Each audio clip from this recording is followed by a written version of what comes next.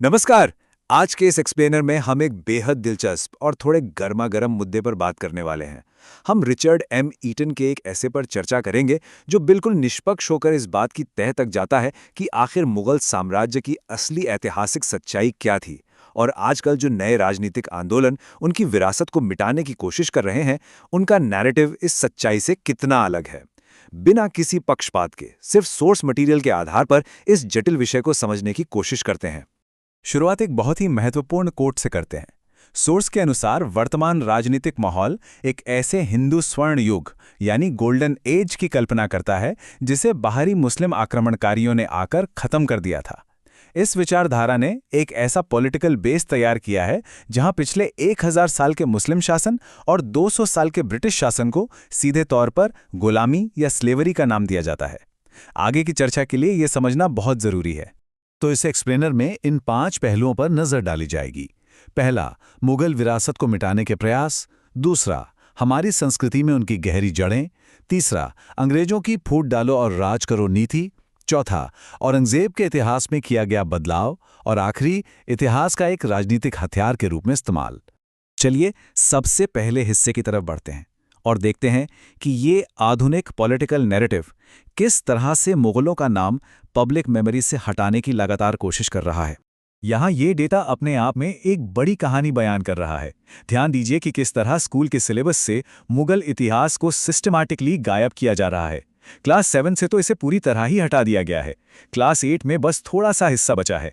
Class 9 से 11 तक बिल्कुल शून्य, कुछ भी नहीं। और क्लास 12 में आकर सिर्फ एक छोटा सा शॉर्टेंड वर्जन पढ़ाया जाता है। और बात सिर्फ सिलेबस तक महदूद नहीं है। लेख उन कोशिशों को भी हाईलाइट करता है जहां ऐतिहासिक जगहों को मुगलों से अलग करने की कोशिश हो रही है।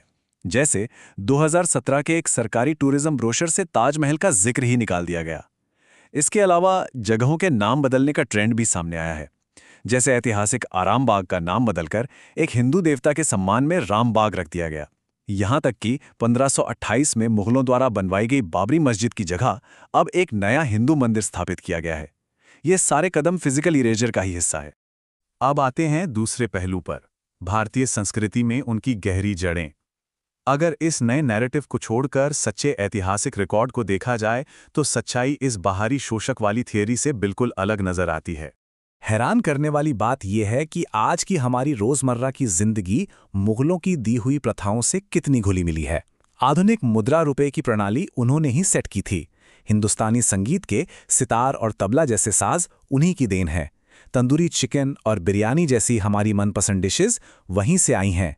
और तो और हमारा मशहूर बॉलीवुड सिनेमा भी उर्दू भाषा और संवादों के बिना अधूरा सा लगेगा। सच कहा जाए तो इनके प्रभाव के बिना आज का भारत पहचाना नामुमकिन सा है।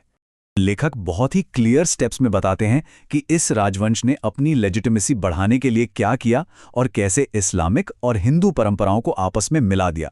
जैसे पहला कदम देखिए, हुमायूं ने दर्शन की हिंदू प्रथा अपना ली, जहां वो किसी देवता की तरह जनता के सामने आते थे।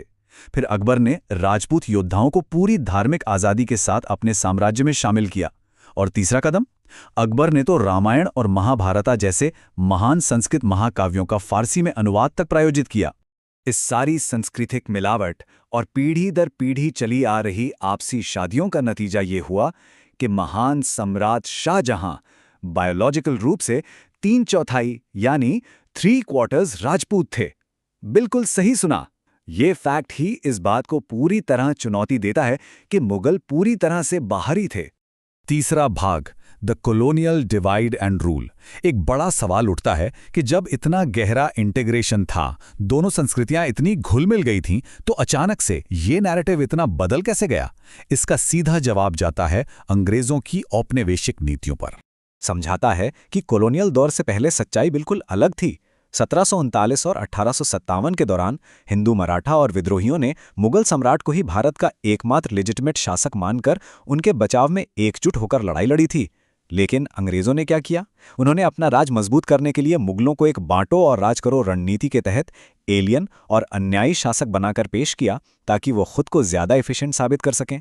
उन्होंने एक होमोजीनियस हिंदू अपना और एलियन मुस्लिम बाहरी वाला डिवीजन बनाया, जो 18वीं शताब्दी में वास्तव में एग्जिस्ट ही नहीं करता था। इस टाइमलाइन को देखिए।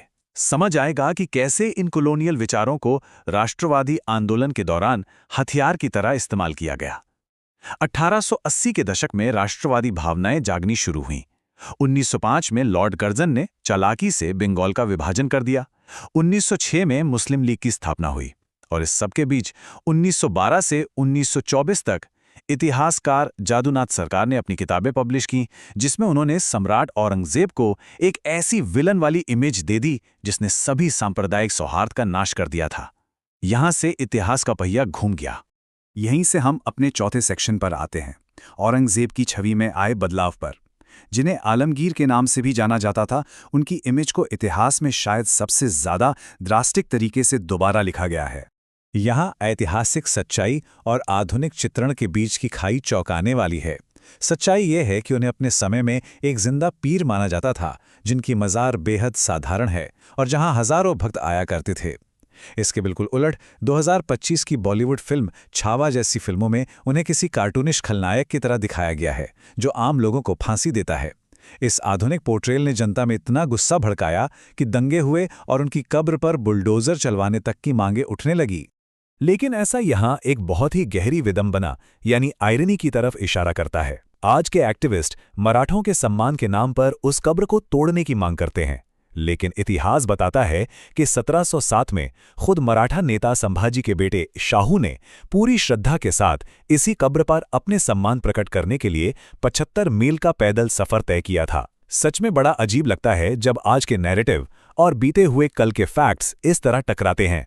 इस विश्लेषण के आखिरी और 5वें हिस्से में वापस वर्तमान में आते हैं और देखते हैं कि कैसे इस बदले हुए इतिहास को आज के मॉडर्न पॉलिटिकल गोल्स अचीव करने के लिए एक ठोस टूल की तरह इस्तेमाल किया जा रहा है। सोर्स सरकार के एक व्यापक एजेंडे को समझाता है, जिसके तहत नक्शों से उन सभी जगहों के नाम हटाए जा रहे हैं जो मुगलों या इस्लाम से जुड़े हैं और उन्हें संस्कृत या हिंदू पहचान वाले नाम दिए जा रहे हैं। उदाहरण के तौर पर 2015 में औरंगजेब रोड का नाम बदल दिया गया, 2023 में औरंगाबाद बन गया संभाजी नगर, 2018 में इलाहाबाद को प्रयागराज बना दिया गया और 2021 में होशंगाबाद का नाम बदलकर नर्मदापुरम रख दिया गया। ये सब बस स्थानों के नाम बदलने की कोशिश नहीं है, बल्कि हिस्ट्री को अपने हिसाब से रीशेप करने की एक बड़ी कोशिश है। इस एक्सप्लेनर को रैप अप करते हुए लेखक एक महत्वपूर्ण वार्निंग देते हैं और एक बहुत ही जरूरी सवाल छोड़ जाते हैं। एक ऐसे काल्पनिक अतीत के सहारे एक मिस्टिकल रियलिटी में जीने के आखिर क्या खतरे हो सकते हैं? अगर हम लॉजिकल रीजनिंग और आज के सबूतों के आधार पर अपना इतिहास ठीक से समझने की कोशिश नहीं करते, तो उसके परिणाम समाज के लिए बेहद घातक हो सकते हैं। उम्मीद है इस चर्चा ने इस जटिल विषय पर एक नया और डीपली रिसर्च पर्सपेक्टिव दिया होगा। आज के लिए बस इतना ही। अगली बार किसी नए और रोचक विश्लेषण के साथ मिलते हैं। नमस्कार।